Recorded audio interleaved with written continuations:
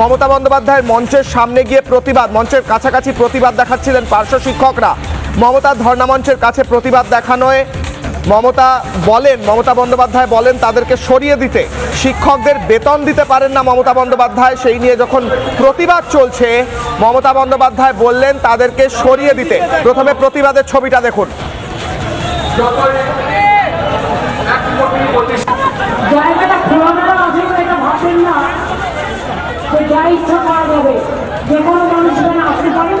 সম্মান নিয়ে আপনারা প্রোগ্রামে যারা এসছেন শান্তভাবে থাকতে পারলে থাকবেন। এটা কারো কোনো দাবি তোলার জায়গা নয়, এটা একমাত্র এসআইআরের দাবি এবং ভোটাধিকারের দাবি, ব্যক্তিগত অন্য কোনো দাবি নয়।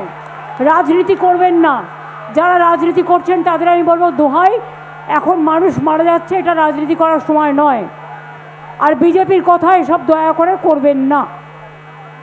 জায়গাটা খোলামেলা আছে বলে এটা ভাববেন না যে যা ইচ্ছা করা যাবে। যে কোনো মানুষ এখানে আসতে পারেন, সম্মান নিয়ে আসুন।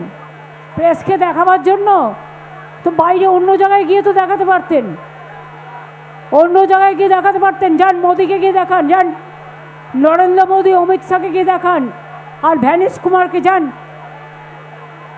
আমি পুলিশকে বলবো ওদের আস্তে আস্তে কোনো জায়গায় বসিয়ে দিন। নিয়ে রাজনীতি করলে সেটা রাজনীতি নয়, চাকরি চাইতে গেলে সেটা রাজনীতি।